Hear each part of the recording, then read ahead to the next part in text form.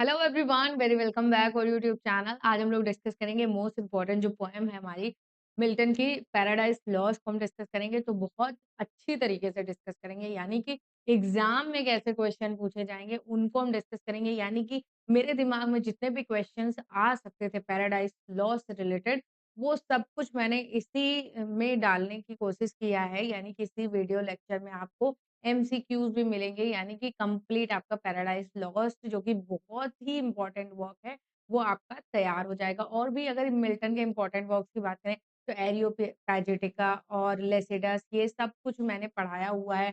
Honest blindness, ये सब मेरे चैनल पे अवेलेबल है। अगर आपने नहीं देखा है तो डिस्क्रिप्शन में आपको लिंक मिल जाएगा, उसको देखिएगा जरूर, क्योंकि एक अच्छे वे में मैं तैयारी करवाती हूँ। इतना मेरे पास टाइम भी नहीं लगता है, ना ही मैं इतनी प्रोफेशनल हूँ कि मैं रोज का रोज आपको दिन में 10 वीडियोस प्रोवाइड करूँ। लेकिन जितना भी आपको कंटेंट दिया जा रहा है इस चैनल पे वो एग्जाम ओरिएंटेड है, इतना मैं प्रॉमिस कर सकती हूँ। तो चलिए स्टार्ट करते हैं आज का हमारा important session with very warm welcome. Yes, तो यहाँ पे हम देखेंगे फर्स्ट कि पैराडाइज लॉस्ट जो है ना, इसके बारे में कुछ ओवरव्यू देख लेते हैं, यानी कुछ इंपॉर्टेंट पॉइंट्स। तो जो इसके ऑथर हैं वो आपको पता ही जॉन मिल्टन है, और ये एक इंग्लिश पोएट थे जो कि 17th सेंचुरी से बिलॉन्ग करते हैं। यानी कि अगर आपसे पूछा जाए कहीं पे कि मिल्टन किस सेंचुरी से बिलॉन्ग करते हैं तो आपको पता होना चाहिए कि 17th सेंचुरी से ये बिलॉन्ग करते हैं। और अगर शेक्सपियर का पूछा जाए तो 16th एंड 17th सेंचुरी, इन दोनों को उन्होंने लीड किया था। इन्होंने एलिजाबेथन एंड जेकोबियन जो एज है उसको भी लीड किया था शेक्सपियर ने। तो चलिए ये शेक्सपियर की बात हो गई। बाकी हम एक पैराडाइज लॉस्ट की बात कर रहे हैं, तो मिल्टन 17th सेंचुरी से बिलॉन्ग करते थे। साथ ही साथ जब ये पोएम वो लिख रहे थे तो उस टाइम पे ये अंधे थे, blind at the time of writing, यानी कि राइटिंग के समय पे ये ब्लाइंड थे। ओके, पब्लिशिंग की बात करूँ तो इसका जो फर्स्ट एडिशन आया था जिसमें ओनली 10 बुक्स थी, जो कि 1667 में आया था। ये चीज आपको ध्यान रखना है। सेकंड एडिशन जो आया था वो 1674 में आया था, जो 12 के साथ आया। और हम इसके जॉनर के बारे में बात करेंगे तो जॉनर जो इसका था वो, एक सेकंड में कलर ले लेती हूँ। ओके, तो जॉनर जो इसका था वो एपिक पोएट्री था, यानी कि एक लॉन्ग एपिक, मतलब यानी कि इसमें आपको मैथोलॉजिकल चीजें मिलेंगी, सुपरनैचुरल चीजें मिलेंगी, यानी कि ये बहुत ही लंबी पोएम थी। और ये ब्लैंक वर्स में लिखी गई थी, मतलब इसमें अनराइम्ड होगा, आयम्बिक पेंटामीटर का यूज किया गया है। ठीक है, पर्पस, किस पर्पस से लिखा गया था तो जस्टिफाई किया गया था, जो गॉड ने मैन के लिए जो कुछ भी किया है वो अच्छा किया है, ये जस्टिफाई करने के लिए उन्होंने ये पोएम लिखी थी। थीम्स आपको यहाँ पे मिल जाएँगी। फॉल ऑफ मैन, यानी कि किस तरीके से जो मैन होते हैं वो किस तरीके से उनका फॉल हुआ है, किस तरीके से उनकी लाइफ में जो भी प्रॉब्लम्स आई हैं उसकी क्या वजह है। फ्री विल वर्सेस प्रीडेस्टिनेशन, ये आपको पता चलेगा। Obedience and rebellion, good versus evil की यहाँ पे चीज़ें दिखाई जाएँगी। ओके? तो हम कैरेक्टर्स के बारे में डिस्कस करेंगे। पहले तो हम उन लोगों को देखेंगे जो हेवन से बिलॉन्ग करते हैं, heavenly beings. God the father, सबसे पहले यहाँ पे गॉड द फादर, यानी कि जिन्होंने हेवन को बनाया है, अर्थ को बनाया है, मैनकाइंड यानी कि ह्यूमन बीइंग्स को बनाया है, उनको गॉड ऑफ फादर बोलते हैं, गॉड द फादर। उसके बाद यहाँ पे जो ये गॉड हैं ये सैटर्न के प्लान को जानते हैं, और जो आने वाला फाल है उसके बारे में जानते हैं। और इन्होंने मतलब एम्फसाइज किया है फ्री विल को। ओके, यानी कि अपनी जो फ्री विल है, अपनी स्वतंत्र जो इच्छा होती है उसको एम्फसाइज किया है। ओके, नेक्स्ट आपको गॉड द सन मिलेगा जिसको जीसस बोलते हैं। ठीक है, Jesus volunteer to sacrifice himself to redeem mankind. Volunteer होते हैं जो अपनी खुशी से लोगों की सेवा करने के लिए खुद को सैक्रिफाइस करते हैं, उनको वॉलंटियर बोलते हैं, जो कि आगे चल के ये बनते हैं। इन्होंने खुद को सैक्रिफाइस किया है। आपने जीसस के बारे में अगर पढ़ा हो तो वो जितने भी ह्यूमंस थे उनके पापों को अपने ऊपर ले लेते हैं, है ना? तो वही स्टोरी थी। ये drives Saturn and rebel out of haven. Okay, उसके बाद इसके बाद क्या होता है कि ये आगे चल के मसीहा बनते हैं। राफ़ेल कौन है? तो ये एक एंजेल है जो कि गॉड के द्वारा भेजा जाता है एडम एंड ईव के पास, उनको अवेयर करने के लिए, उनको वार्न करने के लिए। इसके बाद क्या होता है, ये आगे चल के स्टोरी बताता है सैटर्न के रिबेलियन की, और जो गॉड ने क्रिएट किया है वर्ल्ड को, उसके बारे में स्टोरी बताता है। किसको? एडम एंड ईव को, यानी कि गॉड के द्वारा ये एंजेल भेजा जाता है। ये सब मैं जो हेवन में है उनके बारे में मैं अभी बात कर रही हूँ। ठीक है, उसके बाद आपको नेक्स्ट मिलेगा माइकल। माइकल जो है वो एक आर्कएंजल है जो कि मतलब सेंड किया जाता है किसको तो एडम एंड ईव को गार्डन ईडन और गार्डन से बाहर निकालने के लिए क्योंकि उन्होंने फॉरबिडन जो फ्रूट था उसको खा लिया था। ओके। यहाँ पे नेक्स्ट पॉइंट है shows Adam vision of future human history और यही जो है माइकल जो है ये एडम को उसका फ्यूचर दिखाता है कि आगे चल के उसको क्या-क्या सैक्रिफाइस करना पड़ेगा एज़ अ मैन उसने जो भी गलती किया है। उसके बाद गैब्रिएल आपको मिलेगा जो कि गार्जियन ऑफ पैराडाइस है, confront Satan when he sneaks into Eden. Okay, तो ये गैब्रिएल है यहाँ पे जो कि पैराडाइस की रक्षा करता है। ओके। नेक्स्ट जो है यहाँ पे आपको फॉलन एंजल्स यानी कि सैटर्न के जो फॉलोअर्स हैं वो आपको यहाँ पे मिलेंगे तो देखते हैं उसमें कौन है। सैटर्न जो है ना वो पहले लूसीफर के नाम से जाना जाता है। लूसीफर एक मतलब हाई ग्रेडेड जो पैराडाइस यानी कि हेवन में एक हाई ग्रेड का एंजल था। Okay. Former archangel named Lucifer rebelled against God, God के अगेंस्ट रेबेल किया था। Now the leader of the fallen angels जो फॉलन एंजल्स थी यानी जिन्होंने पाप किया था और उनको हेल में भेज दिया गया था, उनका लीडर ये था। ये क्लेवर था, पर्सुएसिव था एंड वेरी प्राउड प्राउड करता था अपने ऊपर, जिसकी वजह से ये सारी चीज़ें हुई थी। Enters Eden disguised as serpent, serpent यानी कि खुद को सांप के भेष में बना लिया था जब ये ईडन गार्डन में पहुँचा था और टेम्प्ट ईव और ईव को बहकाने का काम किया था इसने। ओके। नेक्स्ट देखते हैं Beelzebub, Saturn's closest ally and second in command, helps plot the plan to corrupt mankind. Okay, तो ये सेकंड इन कमांड था किसके तो सैटर्न के Beelzebub। सिन इसके बाद आती है जो सिन जो है ये सैटर्न की डॉटर थी जो कि बॉर्न फ्रॉम हिज हेड जो कि उसके हेड से बॉर्न हुई थी। Was the upper body of a woman lower half of servant यानी कि ऊपर की जो बॉडी थी वो तो वुमन की थी लेकिन नीचे की जो बॉडी थी वो सांप की थी। Okay. And dogs around her waist. Okay.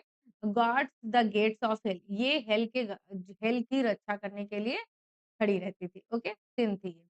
सिन मतलब पाप होता है। डेथ जो थी वो सन ऑफ सैटर्न एंड सिन यानी कि ये जो डेथ था ये बेटा था किसका सैटर्न और सिन। सैटर्न जो था ये अपनी ही बेटी यानी सिन जो थी उसी के साथ ये सेक्स करके इसका एक बेटा होता है जिसका नाम होता है death. Okay. Vague and shadowy figure guards the passage between hell and earth के बीच में ये गार्ड ही करता था। ओके। नेक्स्ट जो है वो ह्यूमन्स में है तो इसमें आपको एडम मिल जाएगा। ये फर्स्ट मैन क्रिएट किया गया था गॉड के द्वारा। ये स्ट्रॉन्ग था, वॉइस था यानी बुद्धिमान था, रेशनल था, लव्स ईव डीपली और ये डीपली ईव को लव करता था। Chooses to eat the fruit out of love not deception. Okay, तो ये अपने प्यार के कारण ही ये भी फ्रूट को खा लेता है। ईव क्या थी? ये फर्स्ट वुमन थी created from Adam's rib. Adam की पसलियों से इसको बनाया था क्योंकि एडम जो था वो सबसे पहले गॉड ने उसको बनाया था और जब वो ईडन गार्डन में जब वो बैठा था तो उसको मतलब बहुत ज़्यादा लोनली फ़ील होता था तो उसने गॉड से बोला कि गॉड मेरे भी कंपेनियन के लिए मुझे कोई चाहिए। तो गॉड ने पहले तो उसे अवेयर किया लेकिन जब वो नहीं माना तो उसी के रिब से यानी उसी की पसलियों से ही ईव का जन्म होता है। ईव जो थी वो बहुत ही ज़्यादा ब्यूटीफुल जैसी वुमन थी। साथ ही साथ ये जो थी ये क्यूरियस थी, इसको जानने की बहुत ज़्यादा इच्छा थी।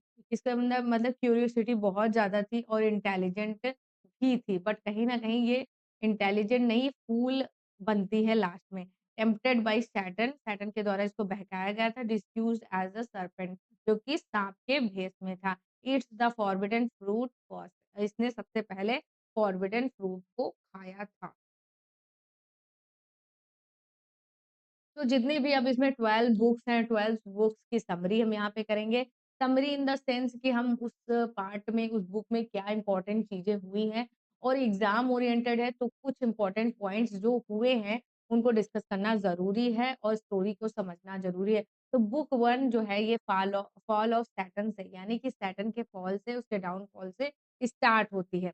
Opens with Milton's invocation to the muse यानी कि वो म्यूज़ का आह्वान करते हैं और उनसे प्रेयर करते हैं कि मैं जो लिख रहा हूँ उसमें वो मेरी हेल्प करे। पर्पस क्या है लिखने का? तो to justify the ways to God to man यानी कि भगवान ने जो कुछ भी इंसानों के लिए किया है वो अच्छा है, वो जस्टिस है उसमें। Describe Saturn and his followers, यहाँ पे सैटर्न और उसके फॉलोअर्स को डिस्क्राइब किया गया है। Cast out of heaven into hell after their rebellion, यानी कि इनके खराब स्वभाव के कारण, इनके गंदे आचरणों और पापों के कारण जो गॉड होते हैं इनको हेवन से निकाल के हेल में ढकेल देते हैं। Satan lies in the burning lake of hell, Satan and Beelzebub rally the fallen angels, यानी कि अब सैटर्न और बीएलज़ेबub जो कि इसका सेकंड इन कमांड है, दोनों ने मिलके क्या किया है, फॉलन एंजल्स को इकट्ठा करके एक ग्रुप बना लिया है, रेबेलियन वाला ग्रुप। रेबेलियन किसके अगेंस्ट कर रहे हैं? तो गॉड के अगेंस्ट कर रहे हैं। अब यहाँ पे क्या होता है, दे बिल्ट, ये टर्म आपसे पूछा जा सकता है, पैंडेमोनियम। पैंडेमोनियम क्या है? तो ये कैपिटल ऑफ हेल है। यहीं पे सारी मीटिंग्स होती थी, सारी चीज़ों का डिस्कशन होता था कि किस तरीके से हम गॉड के अगेंस्ट जो भी चीज़ें रची जाती थी, जो भी षड्यंत्र रचे जाते थे, वो यहीं पे रचे जाते थे। तो पैंडेमोनियम जो था ये कैपिटल ऑफ हेल था। Satan holds a council to decide how to continue the war against God. यहाँ पे सारी चीज़ें होती थी। तो यहाँ पे हमको 2 टर्म यहाँ पे मिले, तो सैटर्न एंड बीएल्ज़ेबub। सैटर्न जो था ये लीडर था, यहाँ पे जितने भी फॉलन एंजल्स थे, और बीएल्ज़ेबub कौन था? तो ये सेकंड इन कमांड था किसका? सैटर्न का। और यहाँ पे एक आपको कैपिटल ऑफ हेल कोई पूछा जाएगा टर्म, पैंडेमोनियम, तो कैपिटल ऑफ हेल, क्लियर? तो बुक सेकंड में हम देखते हैं कि अब सैटर्न का प्लान स्टार्ट हो गया है। Council in pandemonium debates how to fight God, यानी कि अब जब पैंडेमोनियम में ये डिबेट की जाती है कि कैसे हम गॉड के साथ फाइट करें। Satan volunteer to explore the newly created world, यानी कि सैटर्न के जो भी वॉलंटियर थे जो उसके साथ मिले हुए थे, तो उन्होंने मतलब ये बताया कि गॉड जो है ना एक नया वर्ल्ड बना रहे हैं, एक नई चीज क्रिएट कर रहे हैं। ही travels through chaos the space between hell and अर्थ, है ना? तो वो इस चीज़ का पता लगाने के लिए मतलब हेल से लेके अर्थ तक जहाँ कहीं भी हो सकता है वहाँ वो ट्रैवल करते हैं।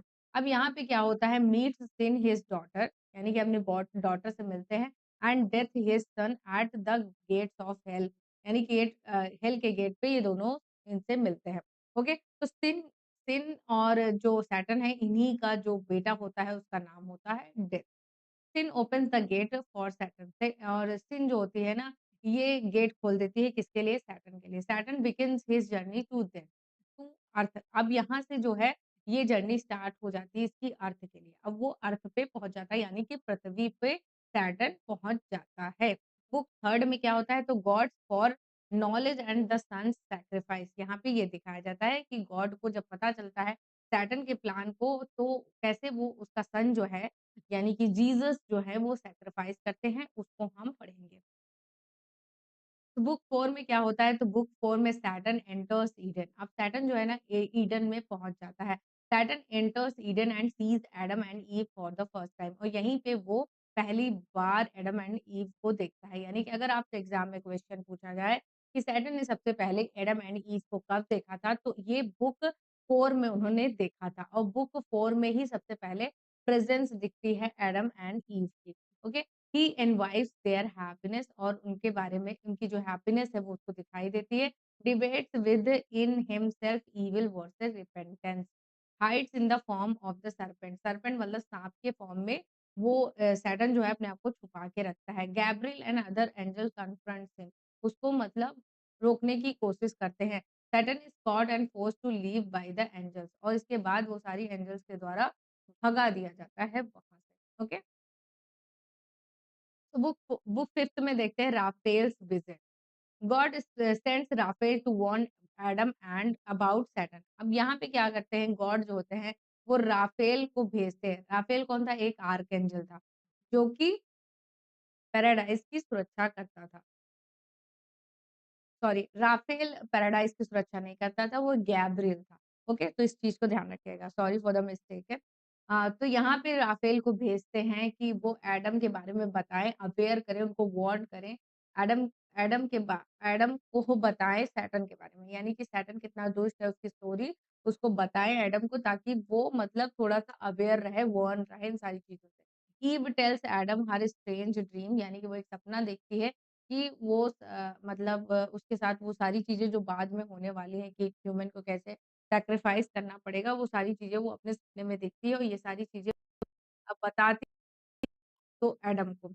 Rafale begins the story of Satan's rebellion in heaven. Okay, तो यहाँ पे जो राफेल है वो स्टोरी बताना स्टार्ट करता है कि किस तरीके से सैटर्न ने रिबेलियन किया है हेवन के अंदर। Okay, we learn of Satan's pride and ambition, तो यहाँ पे हम सैटर्न के प्राइड और एम्बिशन के बारे में पता चलता है। First part part of the war in heaven is told, तो यहाँ पे वो क्या करते हैं, राफेल जो है एडम को जो वॉर इन हेवन में हुआ था उसके बारे में बताते हैं। हेवन में जो वॉर हुआ था, जो सैटर्न ने किया था उसके बारे में एडम को बताते हैं। तो यानी कि बुक 5 में आपको पता चलेगा कि राफेल जो है ना वो सैटर्न की स्टोरी बताता है एडम को, और यहाँ पे जो ईव है ना वो एक ड्रीम देखती है खुद के फ़ॉल होने का, और साथ ही साथ यहाँ पे ही जो फर्स्ट पार्ट हुआ था वॉर इन हेवन वो भी बताया जाता है, और सैटर्न के प्राइड एंड एम्बिशन के बारे में भी पता चलता है। अब हम बुक 6 में देखेंगे वॉर इन हेवन के बारे में। तो जो बुक बुक 6 है वो वॉर इन हेवन नाम से है। तो यहाँ पे राफेल जो है ना वो कंटिन्यू करता है, अपनी अभी स्टोरी ही बता रहा है। यानी कि जो सैटर्न ने किया है उसके बारे में वो बता रहा है एडम को। Angels loyal to God fights against Satan's forces, तो एंजल्स जो थी उन्होंने मतलब गॉड के अगेंस्ट फाइट किया था, क्योंकि उनको सैटर्न ने ऐसा करने के लिए कहा था। माइकल एंड गैब्रिएल, माइकल जो था और गैब्रिएल जो था, जैसे कि मैंने बताया ये पैराडाइस की सुरक्षा करता था, गार्जियन था वहाँ का, तो ये दोनों मिलके लीड करते हैं किसके, गॉड्स की आर्मी को। Satan forces use new weapon cannon, cannon का यूज किया था एक तरीके का हथियार। On the third day the son drives out Satan and his followers with overwhelming force, यानी कि नेक्स्ट डे क्या, ऑन द थर्ड डे यानी तीसरे दिन जब वॉर हो रहा था तो तीसरे दिन क्या किया, जो सन था जीसस जो था उसने सैटर्न और उसके फॉलोअर्स को हेवन से निकाल दिया forcefully. They are cast into hell, और ये अब हेल में चले गए थे। ओके, बुक 7 में क्रिएशन ऑफ द वर्ल्ड आपको देखने को मिलेगा। Adam asked Raphael to explain how the world was created, तो यहाँ पे एडम की क्यूरियोसिटी बढ़ती जा रही है, वो आगे राफेल से कहते हैं कि आप बताओ कि वर्ल्ड को कैसे क्रिएट किया गया है। तो Raphael narrate the creation story done in 6 days, earth, sky, stars, animal, plants and finally man, Adam को बनाया गया है। यानी कि एडम को किन-किन के बाद बनाया गया, तो अर्थ पहले बना, देन उसके बाद स्काई बना, देन उसके बाद स्टार्स बना, फिर एनिमल्स बने, फिर प्लांट्स बने, फिर उसके बाद कहीं जाके एडम बना था। The son is the active force in the creation, यानी कि जो गॉड के जो सन थे, जीसस थे, उन्होंने इसमें बहुत एक्टिवली पार्टिसिपेट किया था वर्ल्ड को बनाने में। Okay?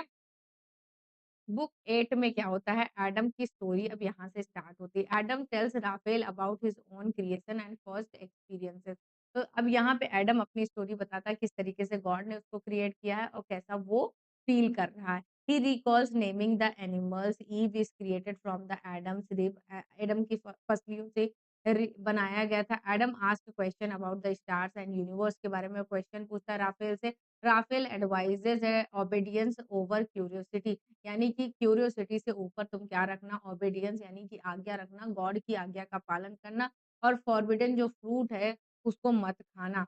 Rafale leaves reminding Adam to remain faithful, और वो यहाँ से राफेल जो होता है चला जाता है, और यहाँ पे वो रिमाइंड करके जाता है एडम को कि वो फेथफुल रहे गॉड के लिए। ओके, तो बुक 9 यहाँ से स्टार्ट होती है, the fall of man, tone becomes tragic, यहाँ पे ट्रेजिक हो जाती है tone. Satan returns to Eden, अब फिर से ईडन गार्डन में आ गया है सैटर्न, और यहाँ पे सर्पेंट के भेस में है, यानी सांप के भेस में है। फाइंड्स ईव अलोन, और ईव को अलोन पाता है, अकेला पाता है, और टेम्प्ट्स हर, यानी उसे बहकाने का काम करता है। कहता है तुम बहुत सुंदर हो, और तुम कैसे, तुम गॉड तो चाहते नहीं कि कोई उनसे सुंदर हो, इसलिए तुमको ये फ्रूट खाने से मना करते हैं, और इन सारी चीजों की वजह से वो अपने आप को रोक नहीं पाती और फॉरबिडन फ्रूट को खा लेती है। Eve eats the forbidden fruit, Adam out of love eats it too, और एडम जो होता है वो ईव के प्यार में होता है और वो भी ये फ्रूट खा लेता है। The fall occurs they feel guilty, यानी कि अब उनका फॉल हो जाता है। अब जो पहले वो बिना कपड़ों के घूम रहे थे, उनको ना शर्म का एहसास था, ना किसी चीज का एहसास था, ना ही उनको भूख ज्यादा लग रही थी, ना ही किसी चीज की इच्छा हो रही थी। तो वो जब एक दूसरे से साथ इंटीमेट हो जाते हैं, है ना, तो उसके बाद ये सारी चीज़ें उनके अंदर, यानी कि ह्यूमन के अंदर जो भी क्वालिटीज़ होती हैं, जेलसी, फ़ील, लॉस, यानी खो देने का डर, वो सारी चीज़ें यहाँ पे देखने को मिलेंगी। तो इसी को फ़ॉल बोलते हैं। तो यहाँ पे अब ये दोनों अपने आप को कवर करने लगे थे। First sign of sin and disobedience in humanity, तो यहीं पे आपको दिखाई देगा कैसे डिसोबीडियंस की वजह से ह्यूमन्स का फॉल हुआ है। तो बुक 10 में क्या होता है कंसेक्वेंसेस ऑफ द फॉल यानी कि अब फॉल के क्या कारण होंगे, क्या-क्या भुगतना पड़ेगा, वो यहाँ पे होगा। God sends his son to जज एडम एंड ईव। अब गॉड जो है ना जीसस को अपने बेटे को भेजते हैं कि वो एडम एंड ईव को सही सज़ा सुनाए। They receive punishment. ईव जो है अब ईव को इन दोनों को पनिशमेंट मिलती है। ईव जो है ना अब वो चाइल्ड बर्थ करते समय उसको काफ़ी ज़्यादा पेन होगा, जो कि एडम के द्वारा होगा उसका मतलब बच्चे का जन्म। एडम जो होता है ये हार्ड लेबर एंड टॉयल यानी ये दिन भर परिश्रम करेगा लेकिन इसको सुकून नहीं मिलेगा। जैसा कि आज भी आप देखते होंगे जो मैन लोग हैं वो दिन भर काम करते हैं लेकिन उनकी मतलब कमाई कभी कंप्लीट नहीं होती है। Sin and death build a bridge from hell to heaven. अब सिन और डेथ जो है ये हेवन ये अर्थ से लेके हेल तक का एक ब्रिज बनाते हैं। जैसा कि आप कहते नहीं कि पाप करेंगे हम तो हमारी डेथ होगी तो हम किसकी तरफ जाएँगे? तो हेल की तरफ जाएँगे। Satan returns to hell and boast but he and the devils are transformed into serpents. लेकिन अब यहाँ पे सैटर्न जो होता है ये सब करके वापस हेल तो आ जाता है लेकिन उसको गॉड जो है ना वो कर्स दे देते हैं, श्राप दे देते हैं कि वो सारे जो हैं वो मतलब सर्पेंट यानी कि साँप बन जाएँगे। Okay? Adam and ewe argue they seek forgiveness. अब यहाँ पे एडम और ईव जो है ना वो गॉड से माफ़ी माँगते हैं, सब चीज़ें करते हैं, लेकिन आगे देखते हैं क्या होता है, ठीक है? तो बुक 11 की बात करेंगे expulsions begin God sends Michael to expel Adam and Eve from the garden. तो यहाँ पे माइकल को भेजते हैं गॉड कि एडम और ईव को उनके सुंदर गार्डन से निकाल दें, भगा दें। Eve sleeps while Michael shows Adam vision of the future of mankind. लेकिन यहाँ पे ईव जो होती है वो सो रही होती है लेकिन जो माइकल है वो एडम को उसका फ्यूचर दिखाते हैं कि आगे जो ह्यूमंस होते हैं मैनकाइंड जो होंगे उनके साथ क्या होगा। Cain and Abel wickedness before the flood, Noah's ark and the flood ये सारी चीजें होंगी। Adam reacts with grief and reflection. तो यहाँ पे एडम काफी दुखी होता है और वो अपन माफी मांगने की कोशिश करता है लेकिन होता कुछ भी नहीं है। नेक्स्ट जो है बुक जो 12 है होप एंड रिडेम्पशन के साथ खत्म होती है। Michael continues the vision. वो अभी भी विजन बता रहा है tower of Babel, Abraham, Isaac, Jacob, Moses and the law, coming of the messiah Jesus यानी आखिरी में क्या होगा जो मसीहा जीसस होंगे वो आएंगे रिडेम्पशन थ्रू द सन और मतलब वही मतलब सारे पापों को अपने ऊपर लेंगे और ह्यूमंस का उद्धार करेंगे। Adam is comforted with hope और होप के साथ जो एडम होता है वो होप के साथ भर जाता है। Adam and Eve are expelled from the Eden. Eden से निकाल दिए जाते हैं ईडन गार्डन से।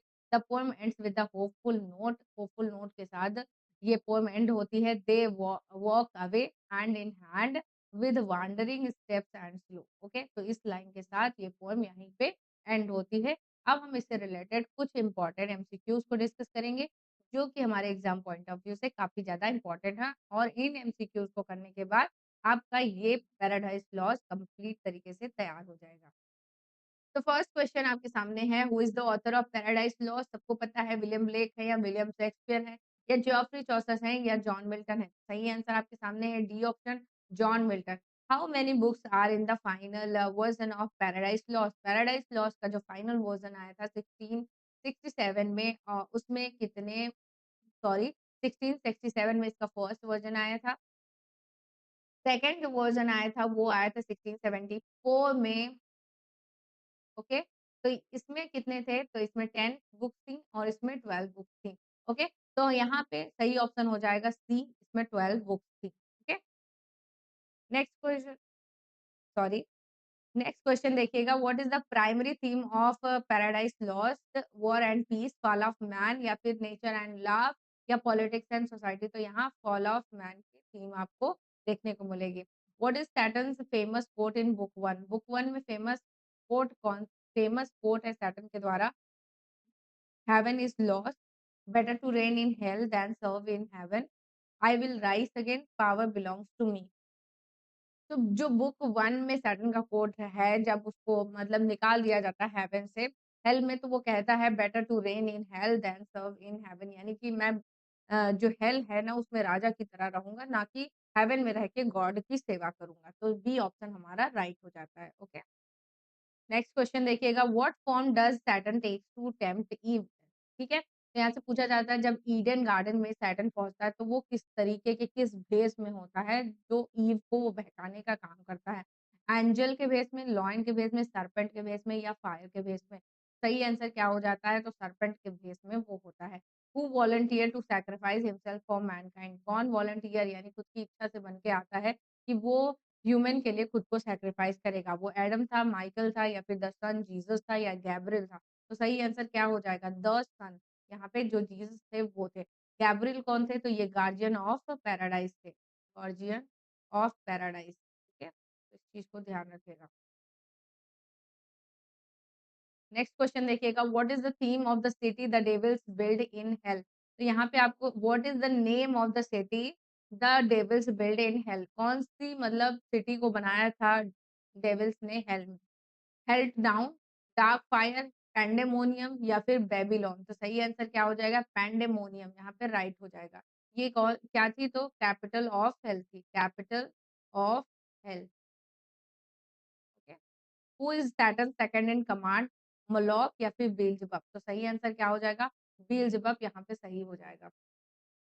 नेक्स्ट क्वेश्चन देखिएगा, who guards paradise and confronts Satan? तो यहाँ पे सही आंसर क्या हो जाएगा? पैराडाइज़ की सुरक्षा कौन करता था? यूरियल या फिर गैब्रिएल, राफेल या माइकल? तो सही आंसर क्या हो जाएगा? गैब्रिएल हो जाएगा। और राफेल कौन था? राफेल जो है इसको गॉड भेजते हैं एडम को अवेयर करने, वार्न करने के लिए। God sends to warn Adam about Satan, ठीक है? अबाउट सैटर्न, ये चीज़ ध्यान रखिएगा, okay? Who narrates the war in heaven to heaven? Who narrates the war in heaven to Adam? यानी किसने ये कहानी बताई थी कि वॉर इन हेवन जो हुआ था वो एडम को ये कहानी किसने बताई थी? गॉड ने, माइकल ने या राफेल ने या सैटर्न ने? तो सी ऑप्शन हमारा राइट हो जाएगा, सैटर्न ने ये स्टोरी बताई थी एडम को। What are the names of Satan's daughter and son? Satan की डॉटर एंड सन का नाम क्या था? सिन एंड वॉर या फिर प्राइड एंड डेथ या सिन एंड डेथ या फिर लस्ट एंड केओस? तो सही आंसर क्या हो जाएगा? सिन जो है and death, sin and death. Why were Adam and Eve vanished from Eden? तो एडम एंड ईव को क्यों वैनिश कर दिया गया था ईडन से? दे लाइड, उन्होंने झूठ बोला था। They disobeyed God by eating the forbidden fruit या फिर दे फॉट ईच अदर या फिर दे सॉ सैटर्न? तो सही आंसर क्या हो जाएगा? They disobeyed God by eating the forbidden fruit, यानी कि गॉड की आज्ञा का पालन नहीं किया था उन्होंने और फॉरबिडन फ्रूट को खा लिया था। Who shows Adam in future of mankind? जो एडम को फ्यूचर ऑफ मैनकाइंड ये किसने दिखाया था? माइकल ने या फिर राफेल ने या फिर गैब्रिएल ने या यूरियल ने? तो सही आंसर क्या हो जाएगा? माइकल ने दिखाया था, ओके।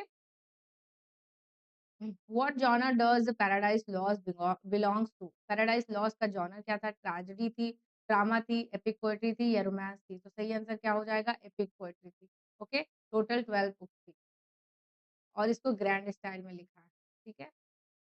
मिल्टन ने इसको ग्रैंड स्टाइल में लिखा है और जब लिख रहे थे तब वो ब्लाइंड हो चुके थे completely. In what verse the form is paradise lost written? Paradise lost written की जो पैराडाइज लॉस्ट है उसकी फॉर्म क्या है? राइमिंग, कपलेट्स में लिखी गई, ब्लैंक वर्स में लिखी गई, प्री वर्स में या बैलाड में? तो सही आंसर क्या हो जाएगा? ब्लैंक वर्स में लिखी गई है, okay. What is the tree Adam and Eve are forbidden to eat from? कौन से मतलब ट्री के फल को खाने के लिए मना था? Tree of life, tree of knowledge of good and evil, tree of peace, tree of light? तो सही आंसर क्या हो जाएगा? B option, tree of knowledge या फिर of good and evil. What does Eve to do after eating the fruit? Runs away या फिर tells the angels या gives it to Adam या फिर hides it? तो जब ईव ने फल खा लिया था उसके बाद उसने ये एडम को भी खिला दिया था, okay. What physical changes happens after the fall? यानी कौन से फिजिकल चेंजेस हुए थे फल को खाने के बाद? दे ग्रो विंग्स, उनके पंख निकल आए थे। दे बिकम्स इनविजिबल, वो गायब होने लगे थे। They feel shame and cover themselves, they turn into serpent. Okay, तो सही आंसर क्या हो जाएगा कि उनको शर्म का एहसास होने लगेगा और वो अपने आप को कवर करने की कोशिश करेंगे। What punishment is given to Satan and fallen angel in book 10? कौन सा पनिशमेंट दिया गया था बुक 10 में सैटर्न और फॉलन एंजल को? टर्न टू डस्ट, यानी कि उनको डस्ट में मिला दिया गया था। Transform into serpent, banish to earth या फिर फ्रोजन इन हेल? तो सही आंसर क्या हो जाएगा? ट्रांसफॉर्म इनटू सर्पेंट यानी कि वो साँप का भेष बना के गया था, तो उसको साँप ही बनाने का कर्स दे दिया था। How does paradise lost end? Paradise lost end कैसे एंड हुई है? एडम सैटर्न विन्स यानी सैटर्न के जीतने से एडम एंड ईव डाई या फिर Adam and Eve leave Eden and hope for redemption Eden is destroyed. तो सही आंसर क्या हो जाएगा? Adam and Eve leave Eden with hope for redemption यानी कि ईडन गार्डन को वो छोड़ के चले गए थे और एक आशा में निकल गए थे। What is another name of Saturn in paradise lost? Paradise lost में सैटर्न का क्या नाम था अनदर? तो राफेल था, लूसीफर था, माइकल था या फिर अ, एब्डियल था। तो सही आंसर क्या हो जाएगा? लूसीफर उसका पहले नाम था। How was Eve created in paradise lost? Paradise lost में ईव को कैसे बनाया था? From the dust of the ground या फिर from a drop of water या फिर फ्रॉम एडम्स रिब या फिर from a flower in Eden. तो सही आंसर क्या हो जाएगा? From Adam's rib. ओके, ये सही हो जाएगा। In which book of paradise lost does Eve eat the forbidden fruit? किस बुक में ईव ने फॉरबिडन फ्रूट को खाया था? बुक 6 में, बुक 7 में या फिर बुक 9th में या फिर बुक 10th में? तो सही आंसर क्या हो जाएगा? बुक 9th यहाँ पे सही हो जाएगा, इसमें उसने खाया था, यानी और सबसे पहले प्रेज़ेंस किसमें दिखती है? तो बुक 4 में दिखती है, बुक 4 में सबसे पहले प्रेज़ेंस दिखती है। सॉरी, बुक 4 में सबसे पहले प्रेज़ेंस दिखती है, बुक 6 में नहीं। तो यहाँ पे हमारा ये इम्पोर्टेंट लेक्चर कंप्लीट होता है। होप गाइस आपको पसंद आया हो और ये नॉलेजफुल आपको लगा हो क्योंकि इसमें एमसीक्यूज़ को इसलिए करवाया गया है क्योंकि एक आप रिकॉल कर लें कि आपने जितना पढ़ा है और इस वीडियो को देखने के बाद आपको कहीं से भी पैराडाइज़ लॉस्ट को और ज़्यादा पढ़ने की ज़रूरत नहीं है क्योंकि यहीं पे सारी चीज़ें कंप्लीट की गई हैं। थैंक्स फॉर वॉचिंग मिलते हैं नेक्स्ट वीडियो में। Bye bye.